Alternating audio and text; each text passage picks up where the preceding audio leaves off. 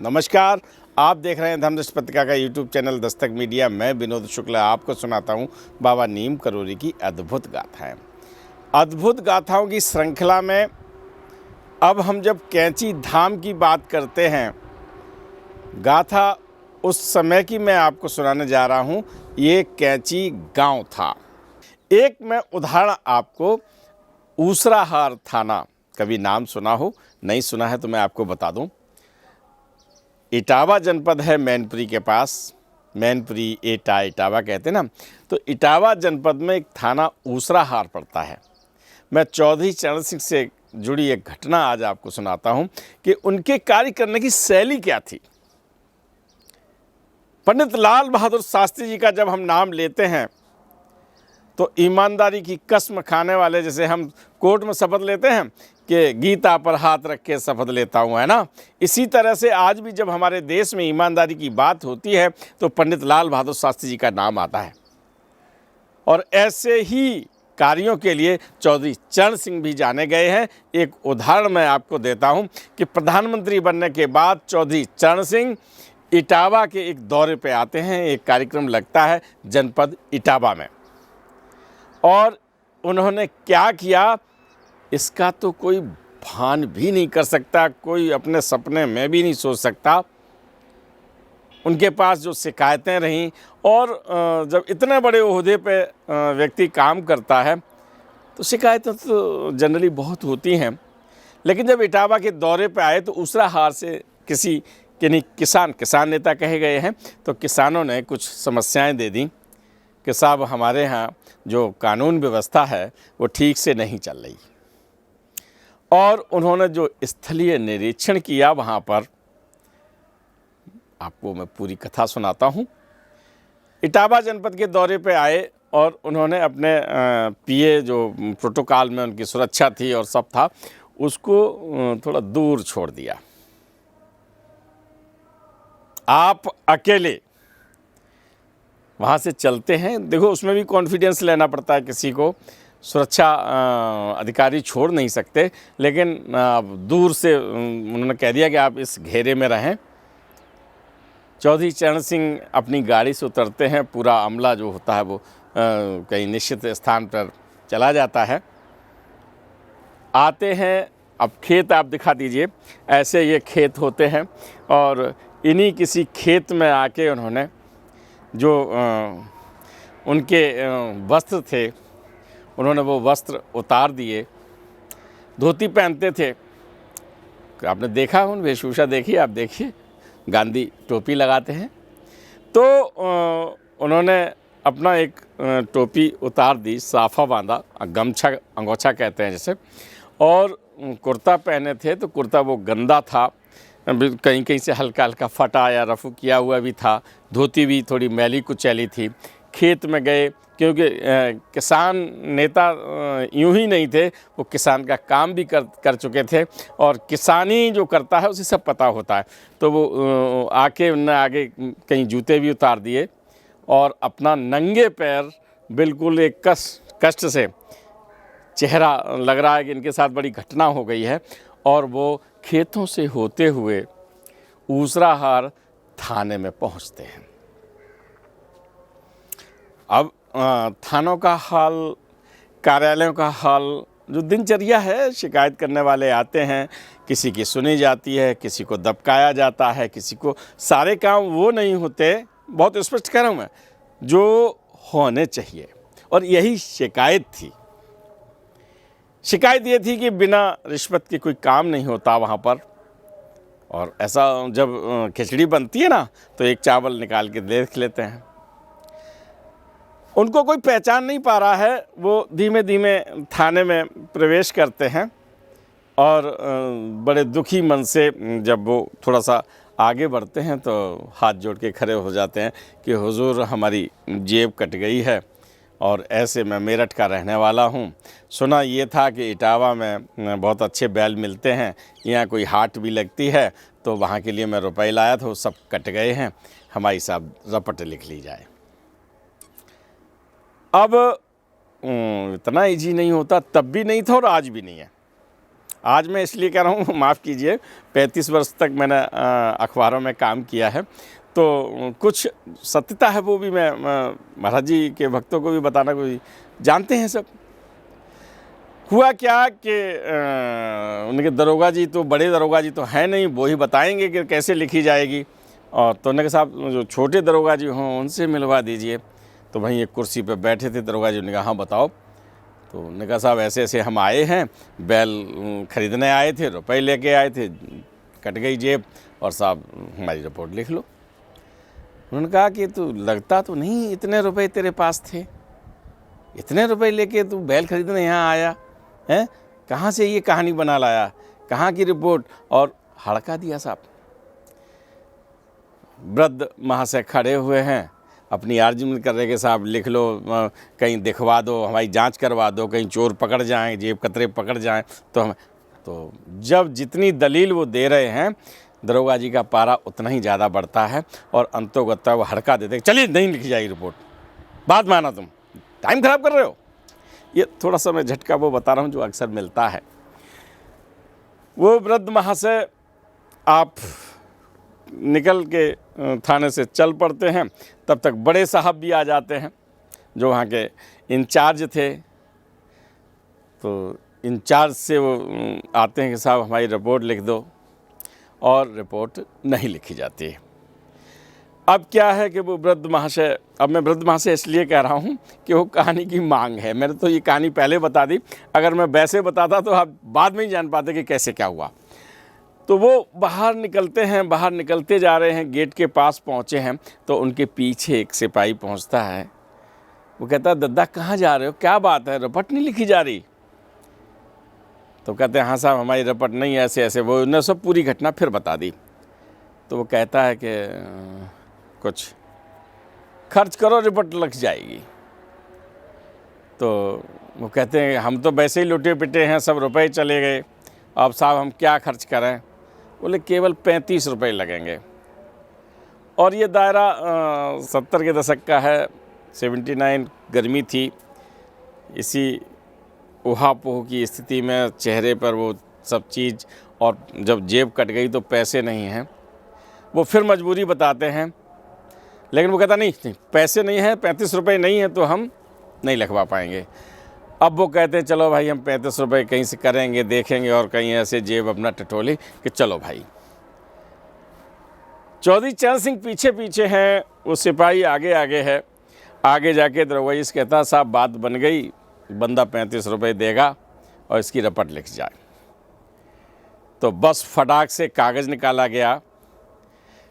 जो छोटे दरोगा जी थे जिन्होंने हड़काया था कुछ देर पहले, उन्होंने अपने हाथ से वही रिपोर्ट लिखी कि हम इस तरह से मेरठ से आए, यहाँ बैल खरीदने आए थे, यहाँ पर जेब कट गई, और ये सब जो उन्होंने बताया।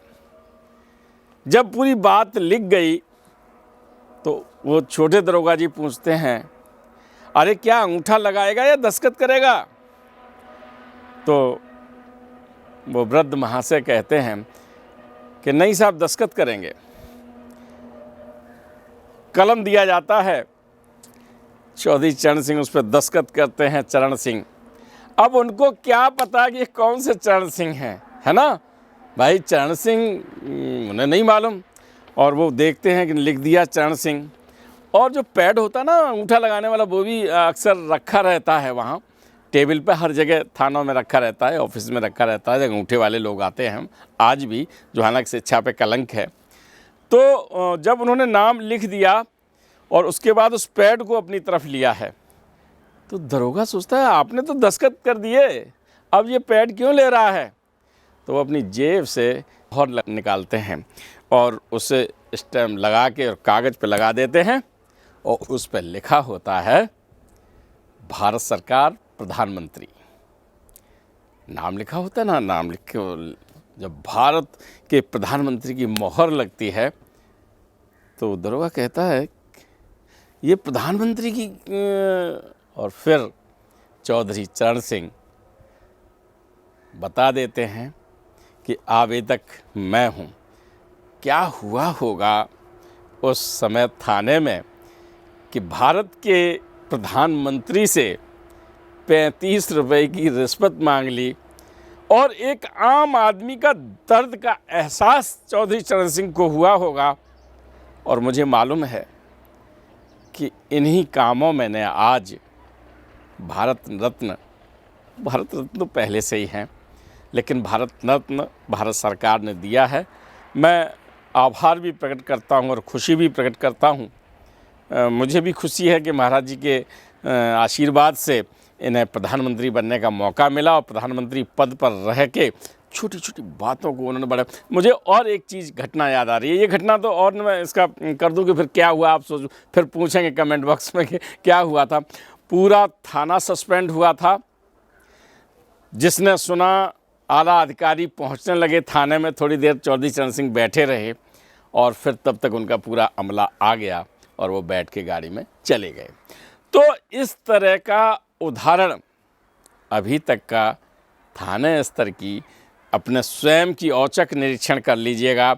एक जो रिपोर्ट होती है, फॉल्स रिपोर्ट कहते हैं, जैसे डेमो रिपोर्ट कहते हैं, तो वो उन्होंने तैयार की। उन्हें पता चला कि आम आदमी को इस प्रक्रिया से गुजरने के लिए कितना कष्ट होता है।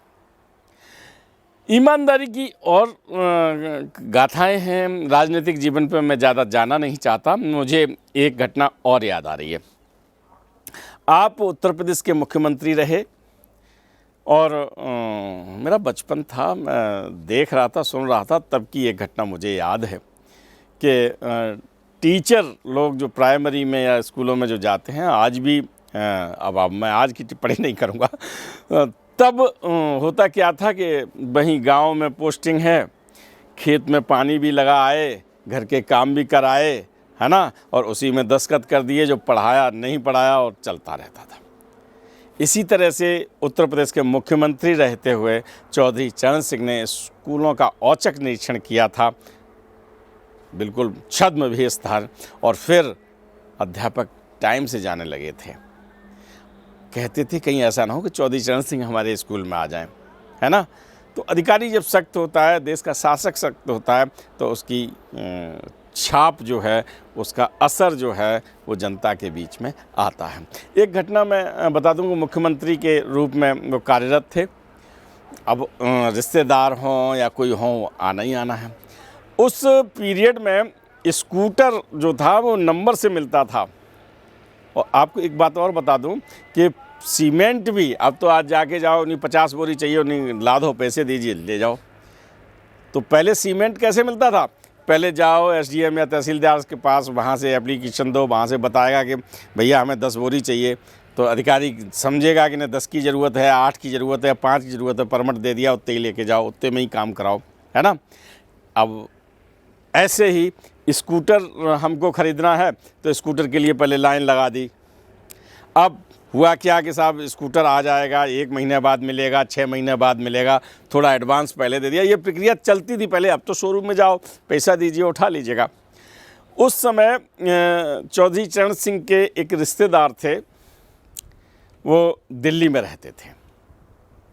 उन्हें स्कूटर ख़रीदना था और उन्हें पता ये था कि कोई मुख्यमंत्री का भी कोटा होता है। तो वो लखनऊ आए और लखनऊ चौधरी चरण सिंह के जो पीए थे, उनसे बात की कि हमको एक स्कूटर ख़रीदना है।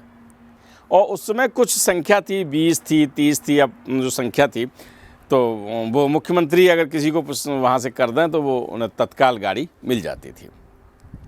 तो उन्हें पीए से बात की। पीए जानता था कि ये चौधरी साहब के सीधे रिश्तेदार हैं, सीधे मत, डायरेक्ट, है ना। अब रिलेशन नहीं बताऊँगा तो हकीकत की घटनाएं हैं, इसलिए मैं आज ये आपको बता रहा हूँ। तो पीए ने उनको कह दिया ठीक है मिल जाएगी और मैं बना दूंगा स्लिप, पैसे ऐसे जमा करवा दीजिए। उन्होंने पैसे जमा करवा दिए और उन्हें 1 या 2 दिन का टाइम था, और जब स्लिप बन के जाती और गाड़ी डिलीवर हो जाती। ऐसे में होता क्या है कि जब व्यक्ति पद में उत्तरदायित्व तो अपने निभाता है, तो जो व्यक्तिगत संबंध होते हैं वहाँ थोड़े उत्तरदायित्व तो वैसे नहीं हो पाते जैसे हम आम आदमी लोग अपने समय दे देते हैं। लेकिन जब वो शाम को मिले कि तो उन्हें पूछा कि आप कैसे आए भाई दिल्ली से, बताओ। तो उन्होंने कहा साहब वो एक स्कूटर ख़रीदना था, वो आपके कोटे से है। मेरे कोटे से चौंक गए, लेकिन फिर उन्होंने कहा कुछ नहीं। वो इधर उधर हुए, उन्होंने पीए को बुलाया कि भाई आपने उनको स्कूटर कैसे आश्वासन दे दिया, कैसे पैसे जमा करवा दिए? वो तो दिल्ली के रहने वाले हैं, हमारा कोटा तो उत्तर प्रदेश के लोग जो रहते हैं यहाँ पर उनके लिए है। अब पीए साहब हड़बड़ा गए। उन्होंने कहा कोई बात नहीं, आप एक काम करिएगा, इनका पैसा यहाँ से वापस करवाइएगा और ये अपने दिल्ली से स्कूटर लें। ये स्कूटर उत्तर प्रदेश के लोगों के लिए कोटा है, उन्हें देंगे। तो 2-3 उदाहरण बताए और ऐसे उदाहरण बताए जहाँ उनकी नेक नियति, उनके कार्य करने की शैली और वास्तव में भारत रत्न प्रदान करने से पहले उनके कार्यों को फिर से पूरी कमेटी ने कसौटी पर कसा होगा। और तब राजनीति की और अदल बदल की घटनाएं मैं नहीं उन पर प्रकाश डालता, लेकिन ये जो घटनाएं मेरे संज्ञान में हैं और साहित्य में भी उपलब्ध हैं। उस समय मेरा बचपन था लगभग, तो जितनी यादें हैं उसमें बहुत अच्छी छवि रही उनकी और ऐसी घटनाओं के लिए वो जाने जाते रहे। और आदमी के जीवन काल में भी उसके कार्यों की समीक्षा होती है और मरणोपरांत भी होती है। तो इन कसौटियों पर भारत सरकार ने इनके कार्यों को निखारा, इनके कार्यों की समीक्षा की और उन मानकों पर चौधरी चरण सिंह खरे उतरे। तो उनकी इन यादों को आपसे शेयर करते हुए फिर से हम एक बार बता दें कि कभी कभी ये काम ही पूरे जीवन के कामों पर भारी पड़ जाता है।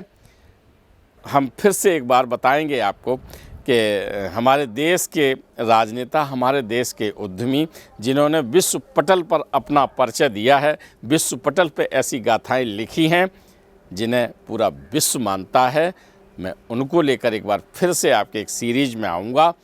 आज पुनः एक बार चौधरी चरण सिंह के इस कार्यकाल के इन अच्छे कामों के लिए मैं नमन करता हुआ इस एपिसोड को महाराज जी के आशीर्वाद के कृतार्थ समझें हम सब कि ऐसे ही आशीर्वाद हम सबको दें। इन्हीं शुभकामनाओं के साथ आज लेता हूँ विदा। राम राम।